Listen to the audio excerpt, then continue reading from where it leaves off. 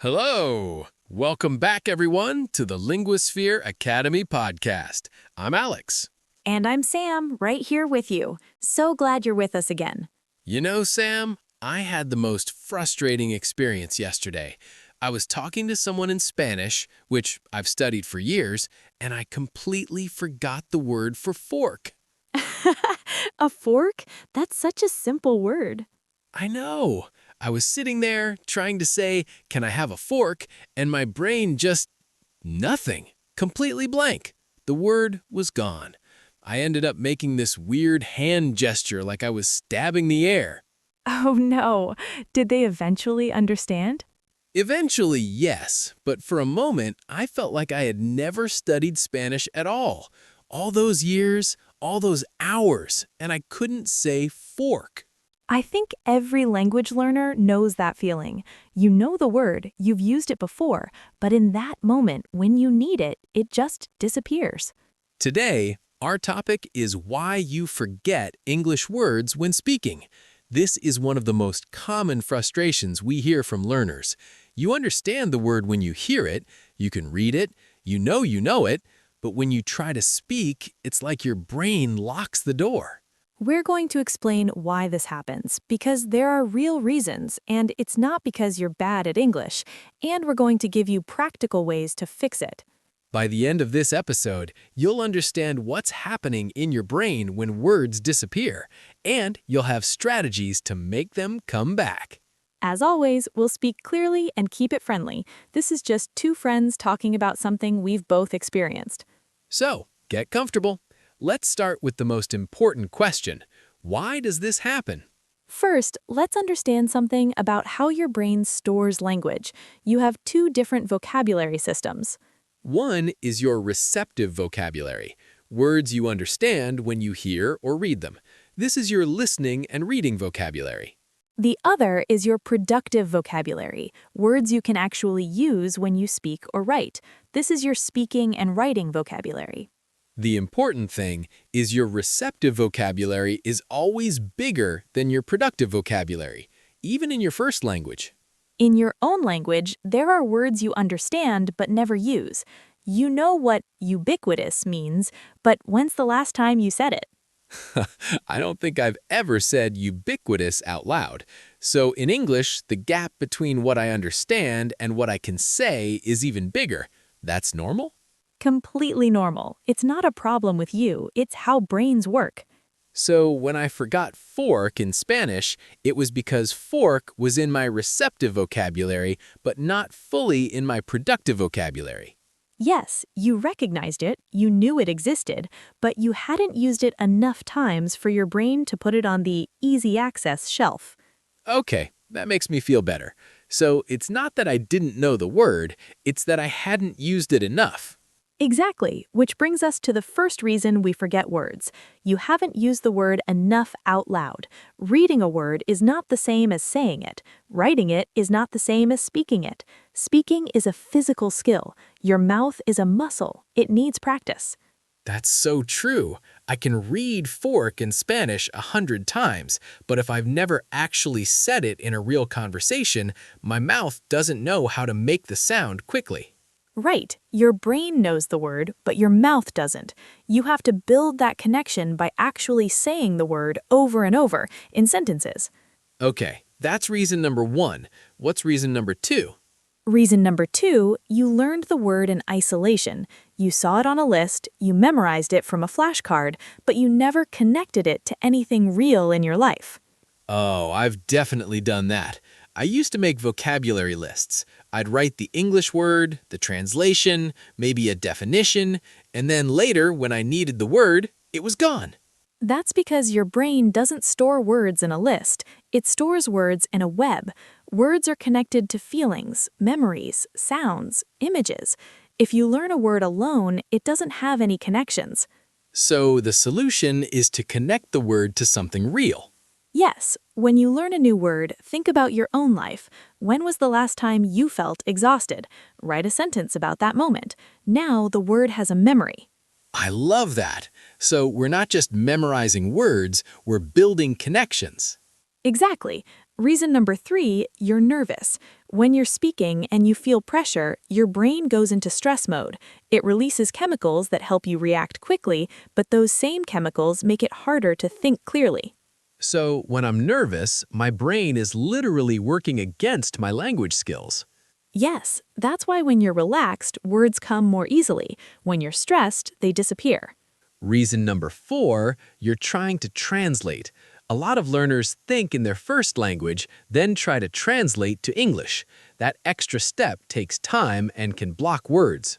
The ideal is to connect the English word directly to the idea.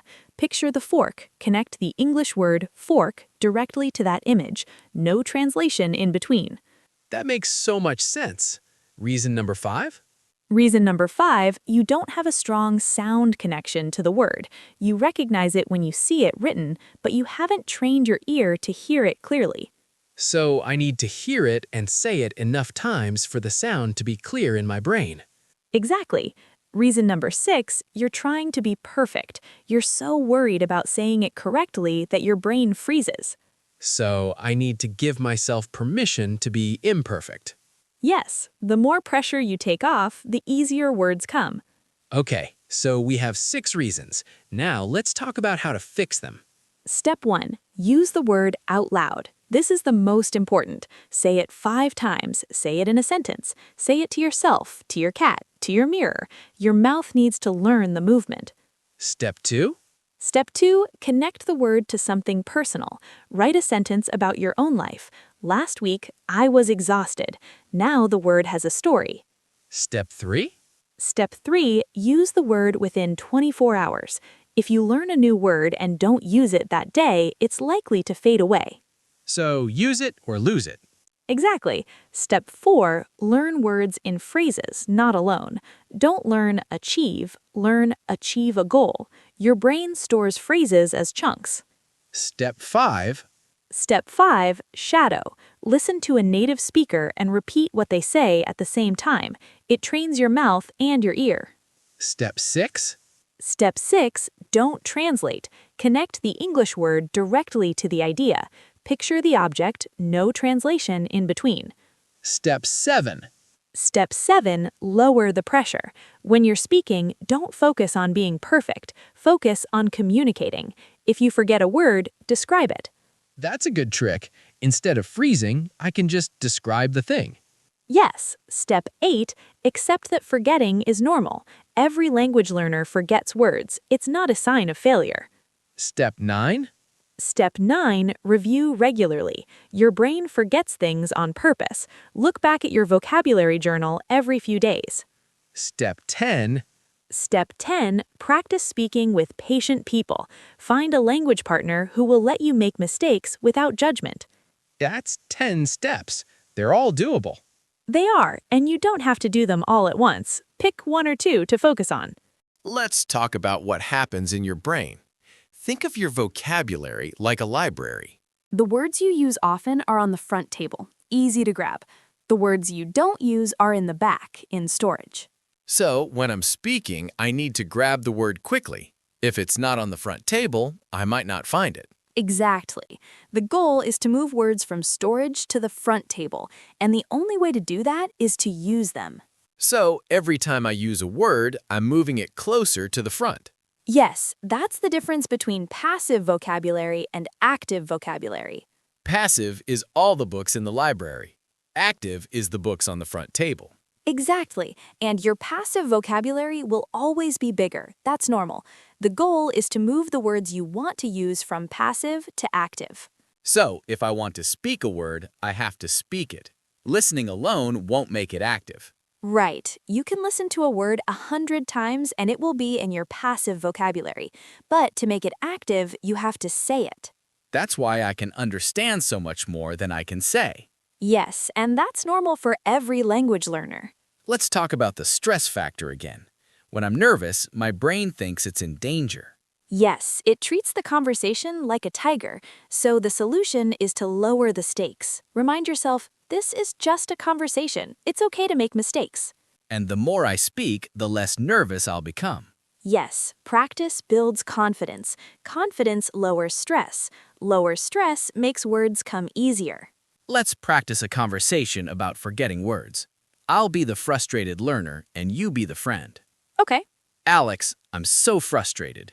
Yesterday, I completely forgot the word for airport. I've studied it so many times.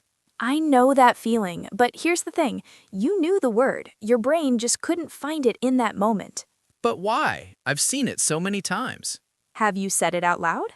I've read it, I've written it, but I don't think I've said it much. There you go. Your mouth doesn't know the word yet. Your eyes do, but your mouth doesn't. So I need to say it out loud. Exactly. Say it 10 times. Say it in sentences. And when you're speaking and you forget a word, don't panic. Just describe it. The place where planes take off and land. People will understand. That's a good tip. Thank you. You're welcome. And remember, you're not alone. Let's learn some useful phrases for when you forget a word. It's on the tip of my tongue. You know it, but you can't say it. I can't find the word right now. What's the word for How do you say, I'm blanking? I'm having a brain freeze? Let me think. Give me a second. These phrases keep the conversation going and take a pressure off.